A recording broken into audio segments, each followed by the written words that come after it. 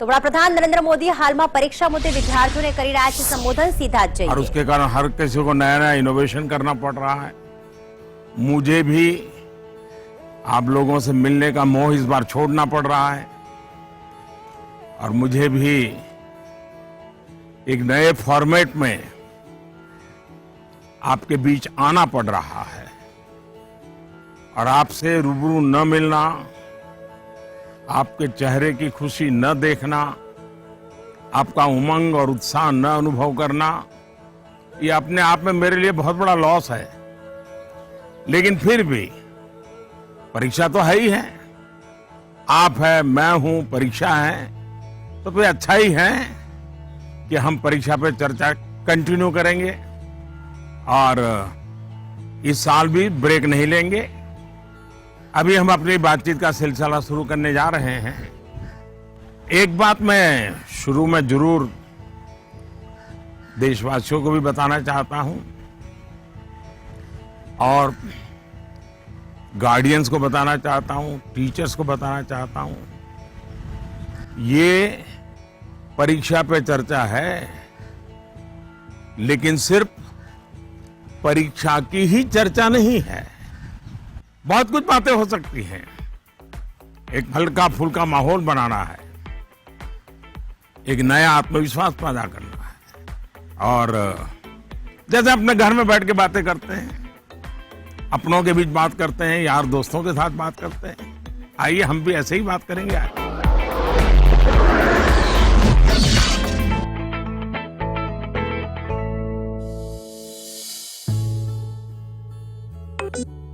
नमस्कार honourable PM sir. नमस्कार। मेरा नाम यन पल्लवी है। मैं 9वीं कक्षा पढ़ रही हूँ। सर, हम अक्सर ऐसा महसूस करते हैं कि पूरा साल पढ़ाई ठीक चल रही होती है, लेकिन जैसे ही परीक्षा निकट आती है बहुत ही तनावपूर्ण स्थिति हो जाती है। कृपया इसके लिए कोई उपाय बताइए सर। बहुत धन्यवाद सर। धन्यवाद पल्लवी। मुझे बताया गया है कि इसी तरह का और भी एक सवाल है। सादर अभिनंदन आदरणीय प्रधानमंत्री जी। मेरा नाम अर्पण पांडे है।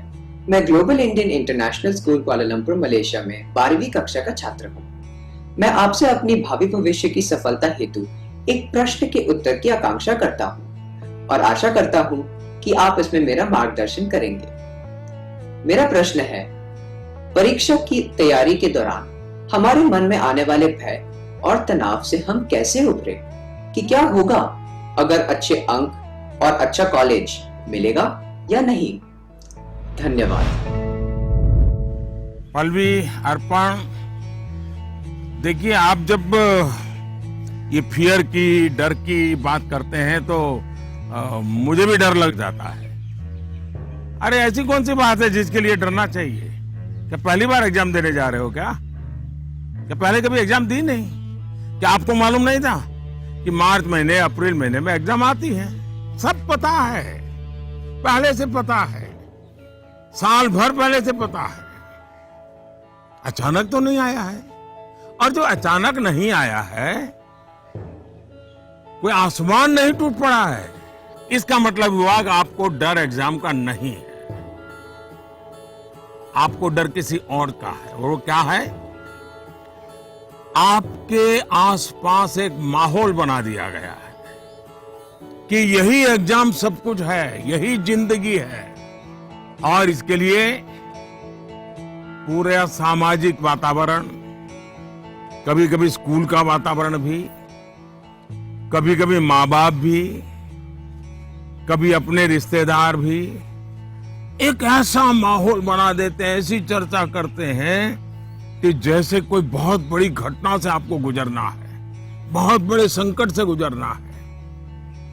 मैं उन सब से कहना चाहूंगा, खास करके मैं पेरेंट्स से कहना चाहता हूं, आपने क्या करके रख दिया है। मैं समझता हूं कि ये सबसे बड़ी गलती है। हम आवश्यकता से अधिक ओवर कॉन्शियस हो जाते हैं, हम थोड़े ज्यादा ही सोचने लग जाते हैं और इसलिए मैं समझता हूं कि जिंदगी में ये कोई आखिरी मुकाम नहीं है, ये जिंदगी बहुत लंबी है, बहुत पड़ाव आते हैं, एक छोटा सा पड़ाव है। हमें दबाव नहीं बनाना चाहिए। चाहे टीचर हो, स्टूडेंट हो, परिवारजन हो, यार दोस्त हो, अगर बाहर का दबाव कम हो गया, खत्म हो गया, तो एग्जाम का दबाव कभी महसूस नहीं होगा। कॉन्फिडेंस फलेगा, फूलेगा, प्रेशर रिलीज हो जाएगा, डिक्रीज हो जाएगा और बच्चों को घर में सहज तनाव मुक्त जीना चाहिए। छोटी मोटी हल्की फुल्की बातें जो रोज करते थे वैसी करनी चाहिए। देखिए दोस्तों, पहले क्या होता था, पहले माँ बाप बच्चों के साथ ज्यादा इन्वॉल्व रहते थे और सहज भी रहते थे और कई विषयों पर इन्वॉल्व रहते थे। आज जो भी इन्वॉल्व रहते हैं वो ज्यादातर कैरियर, एग्जाम, पढ़ाई, किताब, सिलेबस, मैं उसको सिर्फ इन्वॉल्वमेंट नहीं मानता हूं। और इससे इन्हें अपने बच्चों के असली सामर्थ्य का पता नहीं होता है। अगर माँ बाप ज्यादा इन्वॉल्व है तो बच्चों की रुचि, प्रकृति, प्रवृत्ति इस सब को अच्छी तरह समझते हैं और जो कमियां हैं उन कमियों को समझ करके उसको भरने की कोशिश करते हैं और उसके कारण बालक का कॉन्फिडेंस लेवल बढ़ता है। उसकी स्ट्रेंथ माँ बाप को पता है, उसकी वीकनेसेस माँ बाप को पता है और उसके कारण माँ बाप समझते हैं कि ऐसे समय वीकनेसेस को बाजू में करो, स्ट्रेंथ को जितना बल दे सकते हो दो। लेकिन आज कुछ माँ बाप इतने व्यस्त हैं कि उन्हें बच्चों के साथ रियल सेंस में इन्वॉल्व होने का समय ही नहीं मिलता। इसका परिणाम क्या होता है, आज बच्चे के सामर्थ्य का पता लगाने के लिए पेरेंट्स को एग्जाम के रिजल्ट का शीट देखना पड़ता है और इसलिए बच्चों का आकलन भी बच्चों के रिजल्ट तक ही सीमित हो गया है। मार्क्स के परे भी बच्चे में कई ऐसी चीजें होती हैं जिन्हें पेरेंट्स मार्क ही नहीं कर पाते हैं। साथियों, हमारे यहां एग्जाम के लिए एक शब्द है कसौटी, मतलब खुद को कसना है। ऐसा नहीं है एग्जाम आखिरी मौका है, बल्कि एग्जाम तो एक प्रकार से एक लंबी जिंदगी जीने के लिए अपने आप को कसने का उत्तम अवसर है, एक अपॉर्चुनिटी है। समस्या तब होती है जब हम एग्जाम को ही जैसे जीवन के सपनों का अंत मान लेते हैं, जीवन मरण का प्रश्न बना देते हैं। दरअसल एग्जाम जीवन को गढ़ने का एक अवसर है, एक अपॉर्चुनिटी है, एक मौका है। उसे उसी रूप में लेना चाहिए। एक्चुअली हमें अपने आप को कसौटी पर कसने के मौके खोजते ही रहना चाहिए ताकि हम और बेहतर कर सकें।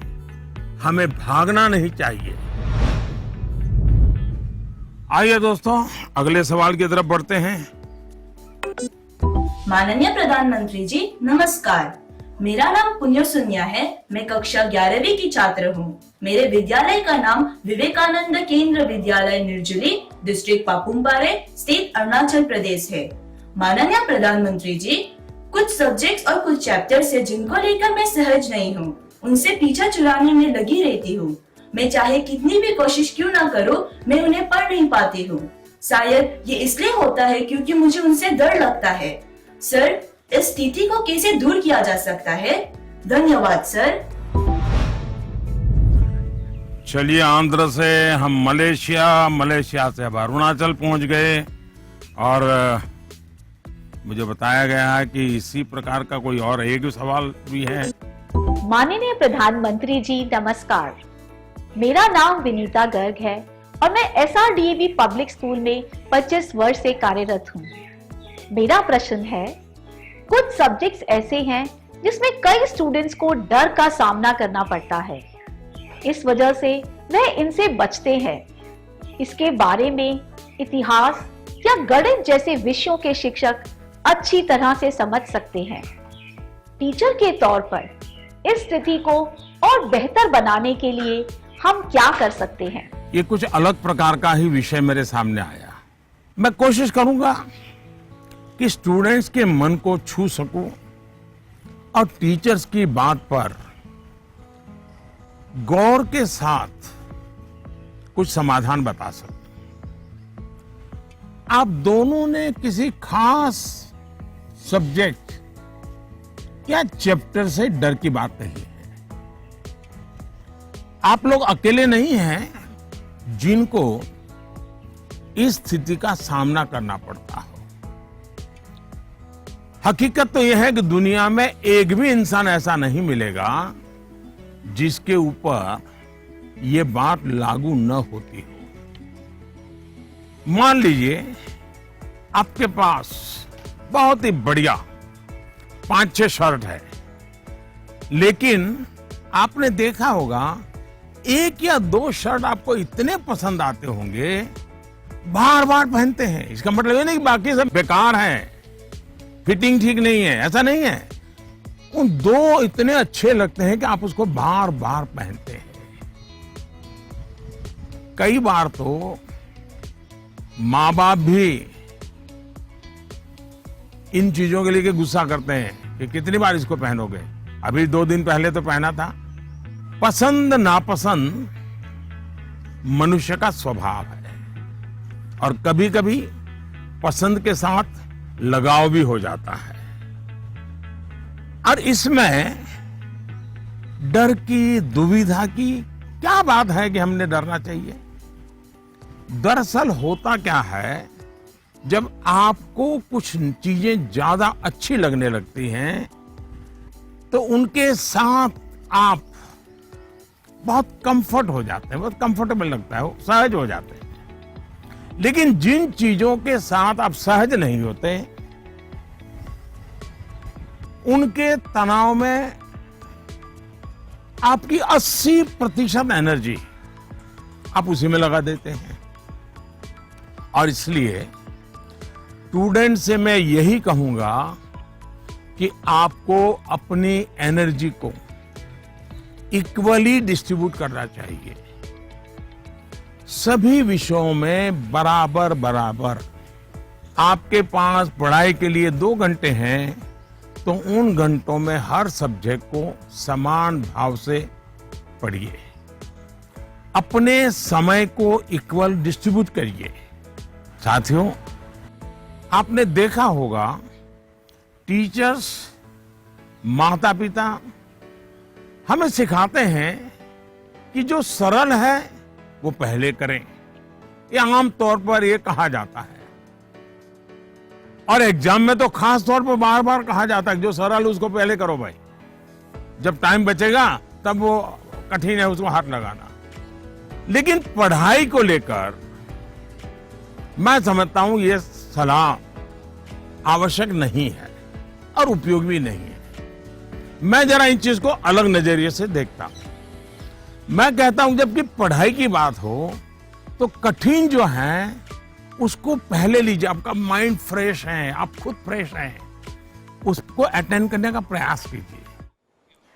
તો પરીક્ષા સમયે જે વિદ્યાર્થીઓને પ્રશ્નો મૂંઝવતા હોય છે અને તે જ મુદ્દે જવાબ આપી રહ્યા છે વડાપ્રધાન નરેન્દ્ર મોદીને. હાલ રોકાઈશું એક બ્રેક માટે.